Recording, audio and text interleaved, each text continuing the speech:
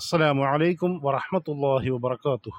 الحمد لله رب العالمين. الصلاة والسلام على أشرف المرسلين وعلى آله وصحبه أجمعين. أما بعد.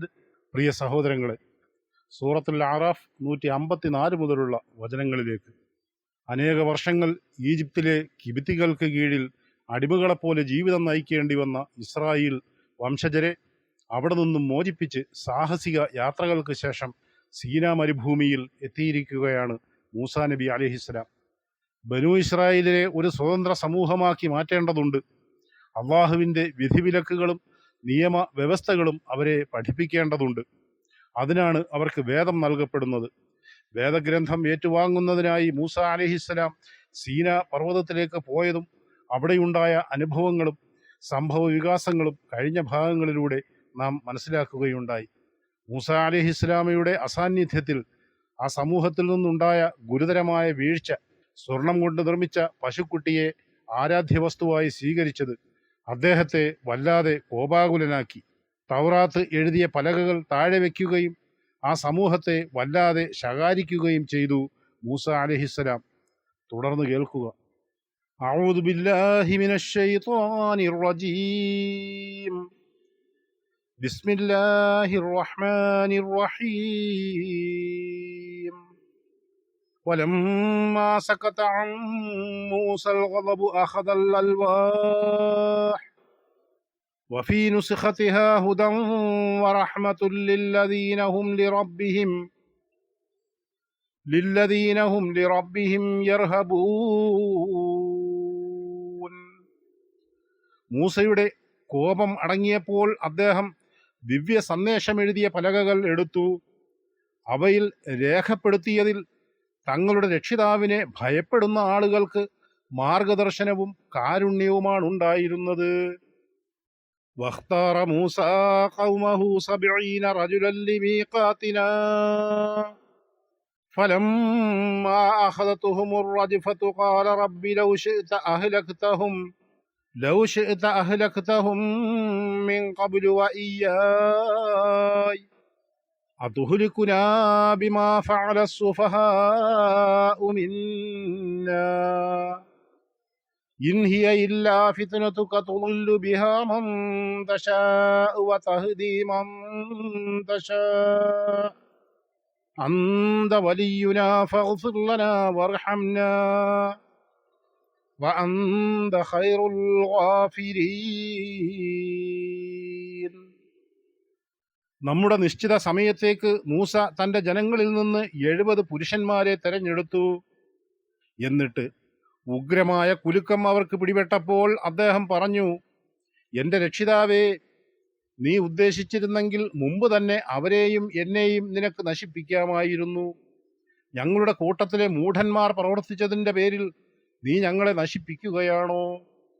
അത് നിന്റെ പരീക്ഷണമല്ലാതെ മറ്റൊന്നുമല്ല. അതുമൂലം നീ ഉദ്ദേശിക്കുന്നവരെ നീ പിഴവിലാക്കുകയും നീ ഉദ്ദേശിക്കുന്നവരെ നീ നേർവഴിയിലാക്കുകയും ചെയ്യുന്നു. നീയാണ് ഞങ്ങളുടെ രക്ഷാധികാരി. അതിനാൽ ഞങ്ങൾക്ക് നീ പുറത്തു തരികയും ഞങ്ങളോട് കരുണ കാണിക്കുകയും ചെയ്യണമേ.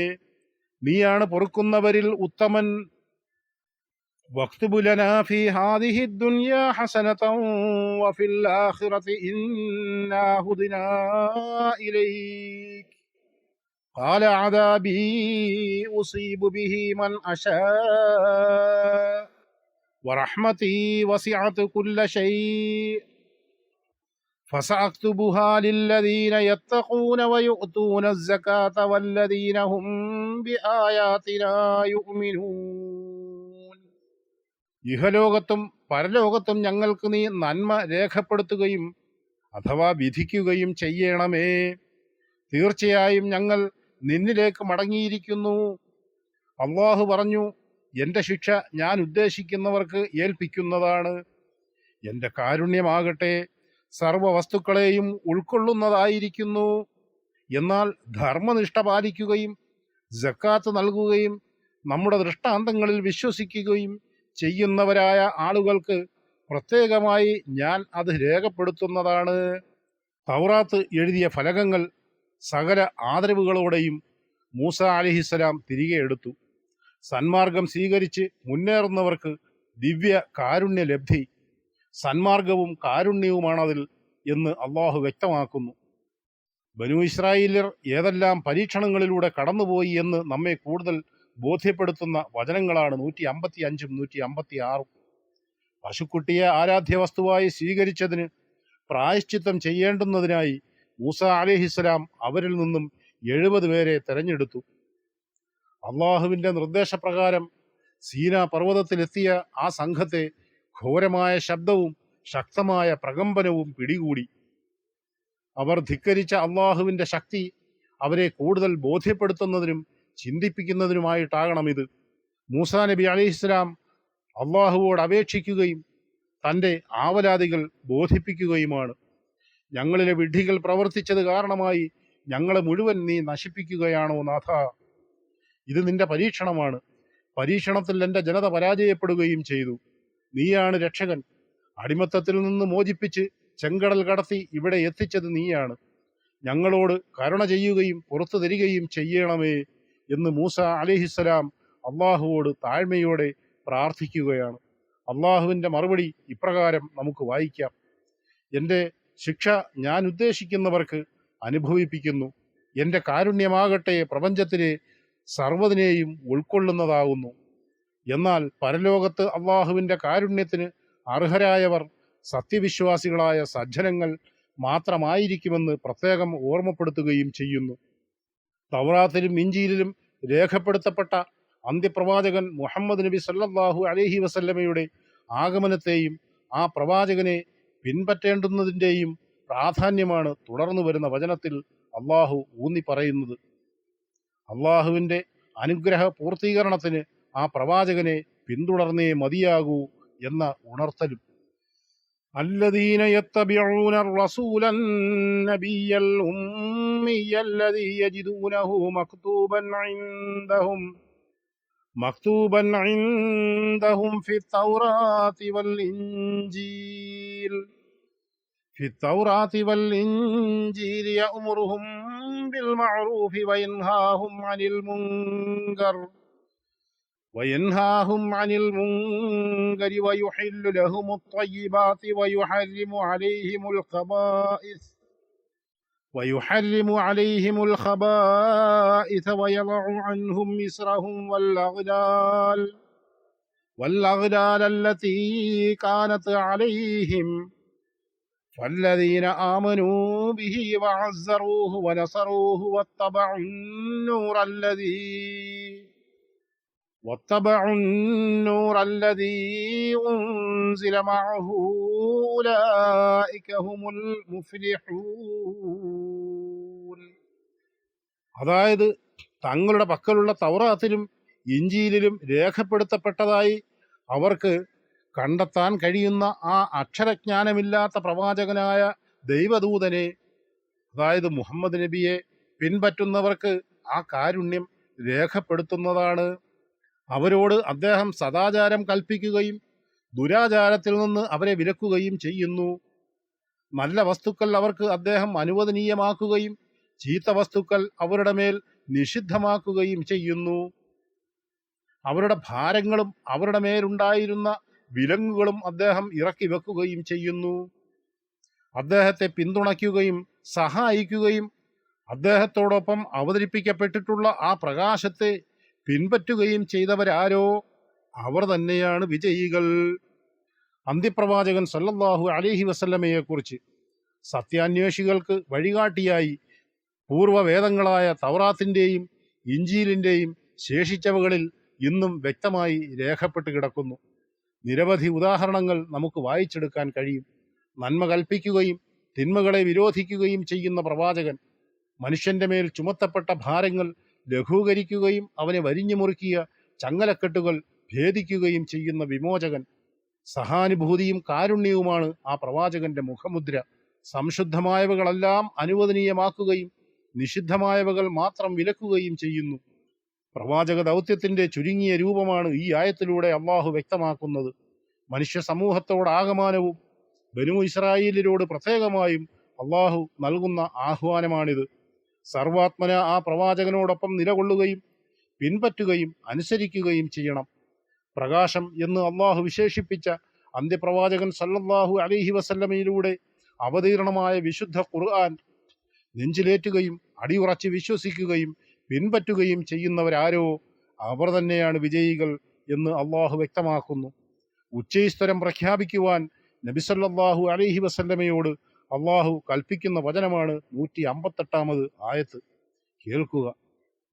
ഖുൽ യാ അയ്യുഹന്നാസു ഇന്നി റസൂലുള്ളാഹി ഇലൈക്കും ജമീഅനില്ലദീ ലഹു മുൽക്കുസ് സമാവാതി വൽ അർദ് ലാ ഇലാഹ ഇല്ലാ ഹുവ യുഹ്യീ വയുമീത് فآمنوا بالله ورسوله النبي الأمي الذي يؤمن بالله وكلماته واتبعوه لعلكم تهتدون. പറയുക, മനുഷ്യരെ, തീർച്ചയായും ഞാൻ നിങ്ങളിലേക്കെല്ലാമുള്ള അള്ളാഹുവിൻ്റെ ദൂതനാകുന്നു. ആകാശങ്ങളുടെയും ഭൂമിയുടെയും ആധിപത്യം ഏതൊരുവനാണോ അവൻ്റെ ദൂതൻ. അവനല്ലാതെ ഒരു ആരാധ്യനുമില്ല. അവൻ ജീവിപ്പിക്കുകയും മരിപ്പിക്കുകയും ചെയ്യുന്നു. അതിനാൽ നിങ്ങൾ അള്ളാഹുവിലും അവൻ്റെ ദൂതനിലും വിശ്വസിക്കുവീൻ. അതേ അള്ളാഹുവിലും അവൻ്റെ വചനങ്ങളിലും വിശ്വസിക്കുന്ന അക്ഷരജ്ഞാനമില്ലാത്ത ആ പ്രവാചകനിൽ അദ്ദേഹത്തെ നിങ്ങൾ പിൻപറ്റുവീൻ. നിങ്ങൾക്ക് നേർമാർഗം പ്രാപിക്കാം. ومن قوم موسى أمة يهدون بالحق وبه يعدلون. മൂസയുടെ ജനതയിൽ തന്നെ സത്യത്തിന്റെ അടിസ്ഥാനത്തിൽ മാർഗദർശനം ചെയ്യുകയും അതനുസരിച്ച് തന്നെ നീതി പാലിക്കുകയും ചെയ്യുന്ന ഒരു സമൂഹമുണ്ട്. മുമ്പ് കഴിഞ്ഞുപോയ പ്രവാചകന്മാരെല്ലാം ഒരു പ്രത്യേക കാലത്തേക്കും ഏതെങ്കിലും പ്രത്യേക സമൂഹത്തിലേക്കും മാത്രമായി നിയോഗിക്കപ്പെട്ടവരാണ്. എന്നാൽ അന്ത്യപ്രവാചകൻ സല്ലല്ലാഹു അലൈഹി വസല്ലം എല്ലാ കാലത്തേക്കും മുഴുവൻ മനുഷ്യരിലേക്കുമായി നിയോഗിക്കപ്പെട്ട അന്തിമ പ്രവാചകനാണ്. സത്യപ്രകാരം മാർഗദർശനം ചെയ്യുകയും നീതി പാലിക്കുകയും ചെയ്യുന്ന ഒരു വിഭാഗം, അവർ സത്യസന്ധരും ദൃഢവിശ്വാസമുള്ളവരുമാണ്. മൂസാ നബി അലൈഹിസ്സലാമയുടെ ജനതയിലെ, അതായത് ബനൂ ഇസ്രായേലിലെ നല്ലവരായ ആ വിഭാഗത്തെ പ്രശംസിക്കുക വഴി നാം മനസ്സിലാക്കേണ്ടത് വിശുദ്ധ ഖുർആന് ഏതെങ്കിലും ഒരു ജനതയോടോ സമൂഹത്തോടോ വെറുപ്പോ വിദ്വേഷമോ ഇല്ല എന്നതാണ്. മൂസാ നബി അലൈഹിസ്സലാമയോടൊപ്പം സീനാ മരുഭൂമിയിൽ താൽക്കാലിക താമസമാക്കിയ ബനൂ ഇസ്രായേലിയുടെ തന്നെ ചില ചരിത്ര സംഭവങ്ങളിലേക്ക് ശ്രദ്ധ ക്ഷണിക്കുന്നു തുടർന്നു വരുന്ന വചനങ്ങളിൽ. وَقَطَّعْنَاهُمُ اثْنَتَيْ عَشْرَةَ أَسْبَاطًا أُمَمًا وَأَوْحَيْنَا إِلَى مُوسَى إِذِ اسْتَسْقَاهُ قَوْمُهُ أَنِ اضْرِب بِّعَصَاكَ الْحَجَرَ فَانبَجَسَتْ مِنْهُ اثْنَتَا عَشْرَةَ عَيْنًا قَدْ عَلِمَ كُلُّ أُنَاسٍ مَّشْرَبَهُمْ وَظَلَّلْنَا عَلَيْهِمُ الْغَمَامَ وَأَنزَلْنَا عَلَيْهِمُ الْمَنَّ وَالسَّلْوَىٰ كُلُوا مِن طَيِّبَاتِ مَا رَزَقْنَاكُمْ وَمَا ظَلَمُونَا وَلَٰكِن كَانُوا أَنفُسَهُمْ يَظْلِمُونَ. അവരെ നാം 12 ഗോത്രങ്ങളായി അഥവാ സമൂഹങ്ങളായി പിരിച്ചു. മൂസയോട് അദ്ദേഹത്തിന്റെ ജനത കുടിനീർ ആവശ്യപ്പെട്ട സമയത്ത് നിന്റെ വടികൊണ്ട് ആ പാറക്കല്ലിൽ അടിക്കൂ എന്ന് അദ്ദേഹത്തിന് നാം ബോധനം നൽകി. അപ്പോൾ അതിൽ നിന്ന് 12 നീർച്ചാലുകൾ ഒഴുകി. ഓരോ വിഭാഗക്കാരും തങ്ങൾക്ക് കുടിക്കാനുള്ള സ്ഥലം മനസ്സിലാക്കി. നാം അവർക്ക് മേഘത്തണൽ നൽകുകയും മന്നയും കാടപ്പക്ഷികളും നാം അവർക്ക് ഇറക്കി കൊടുക്കുകയും ചെയ്തു. നിങ്ങൾക്ക് നാം നൽകിയിട്ടുള്ള വിശിഷ്ട വസ്തുക്കളിൽ നിന്ന് നിങ്ങൾ ഭക്ഷിച്ചു കൊള്ളുക എന്ന് നാം നിർദ്ദേശിക്കുകയും ചെയ്തു. അവരുടെ ധിക്കാരം നിമിത്തം നമുക്ക് അവർ ഒരു ദ്രോഹവും വരുത്തിയിട്ടില്ല. എന്നാൽ അവർ ദ്രോഹം വരുത്തി വച്ചിരുന്നത് അവർക്ക് തന്നെയാണ്. وَإِذْ قِيلَ لَهُمُ اسْكُنُوا هَٰذِهِ الْقَرْيَةَ وَكُلُوا مِنْهَا حَيْثُ شِئْتُمْ وَقُولُوا حِطَّةٌ وَادْخُلُوا الْبَابَ سُجَّدًا نَغْفِرْ لَكُمْ خَطِيئَاتِكُمْ സനസീദുൽ മുഹ്സിനീൻ. നിങ്ങൾ ഈ രാജ്യത്ത് താമസിക്കുകയും ഇവിടെ നിങ്ങൾക്ക് ഇഷ്ടമുള്ള ഇടത്തു നിന്ന് ഭക്ഷിക്കുകയും ചെയ്തു കൊള്ളുക. നിങ്ങൾ പാപമോചനത്തിന് പ്രാർത്ഥിക്കുകയും തലകുനിച്ചുകൊണ്ട് പട്ടണവാതിൽ കടക്കുകയും ചെയ്യുക. എങ്കിൽ നിങ്ങളുടെ തെറ്റുകൾ നിങ്ങൾക്ക് നാം പുറത്തു തരുന്നതാണ്. സൽക്കർമ്മകാരികൾക്ക് വഴിയെ നാം കൂടുതൽ നൽകുന്നതുമാണ് എന്ന് അവരോട് പറയപ്പെട്ട സന്ദർഭവും ഓർക്കുക. فبدل الذين ظلموا منهم قولا غير الذي قيل لهم فأرسلنا عليهم رجزا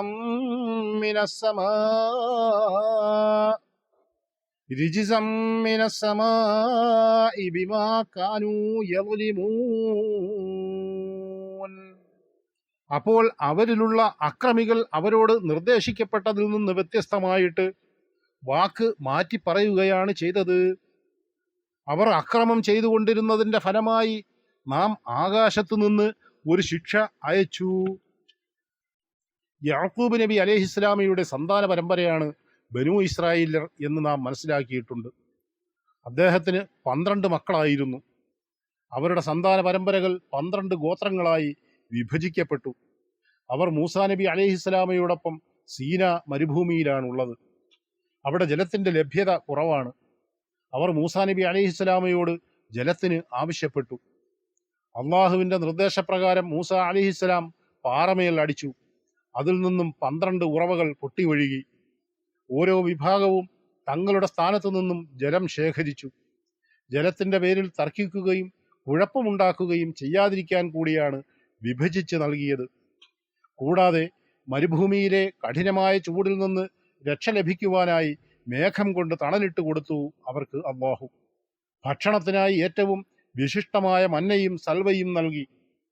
മന്ന എന്നത് പാലിനേക്കാൾ വെളുത്തതും തേനിനേക്കാൾ മധുരമുള്ളതുമാണ്. കാടപ്പക്ഷിയാണ് സൽവ എന്നത്. ഇത്രയേറെ അതിമഹത്തായ അനുഗ്രഹങ്ങൾ ലഭിച്ചിട്ടും ആ സമൂഹം അള്ളാഹുവോട് നന്ദിയുള്ളവരാകുന്നതിന് പകരം ധിക്കാരികളാവുകയാണുണ്ടായത്. ഫലഭൂയിഷ്ടമായ മണ്ണാണ് ബൈത്തുൽ മുഖദ്ദസ് എന്ന നാട്ടിലേത്. അള്ളാഹു പ്രത്യേകമായി പലവിധ അനുഗ്രഹങ്ങളും നൽകിയ പ്രദേശം കൂടിയാണത്. അവിടേക്ക് പ്രവേശിച്ചു കൊള്ളുവാനും യഥേഷ്ടം ഭക്ഷിക്കുവാനും അവർക്ക് നിർദ്ദേശം ലഭിച്ചു. അവിടേക്ക് പ്രവേശിക്കുമ്പോൾ തല താഴ്ത്തി വിനയാന്വിതരായും പശ്ചാത്താപത്തിൻ്റെ വാക്കുകൾ ഉരുവിട്ടവരുമായ നിലയിലായിരിക്കണം എന്ന കൽപ്പനയും ലഭിച്ചു. അവർക്ക് ലഭിച്ച കൽപ്പനകളും നിർദ്ദേശങ്ങളുമെല്ലാം ലംഘിക്കുകയും അതിന് വിപരീതം പ്രവർത്തിക്കുകയുമാണ് ഉണ്ടായത്. ഈ ലംഘനങ്ങളുടെയും നിഷേധത്തിൻ്റെയും ഫലമായി മാരകമായ രോഗം അവരിൽ എത്തുകയായിരുന്നു. ഇമാം അബു സഊദ് എഴുതുന്നു, ഇവിടെ അവർക്ക് അയക്കപ്പെട്ടു എന്ന് പറയുന്ന ശിക്ഷ മാരക പ്ലേഗ് രോഗമായിരുന്നു. ഓരോ മണിക്കൂറിലും അനേകം പേർ മരണപ്പെട്ടുകൊണ്ടിരുന്നു. തഫ്സീർ അബു സഊദ് 2:205 ഈ സംഭവങ്ങൾ വ്യക്തമായി വിവരിക്കുന്നത് കാണാം. സൂറത്തുൽ അഅറാഫ് 154 മുതൽ 162 വരെ വചനങ്ങളാണ് നാം മനസ്സിലാക്കിയത്. 163 മുതൽ ഇൻഷാ അല്ലാഹ് അടുത്ത ഭാഗത്ത്. വആഖിറു ദഅ്വാനാ അനിൽ ഹംദുലില്ലാഹി റബ്ബിൽ ആലമീൻ. അസ്സലാമു അലൈക്കും വറഹ്മത്തുള്ളാഹി വബറകാതുഹു.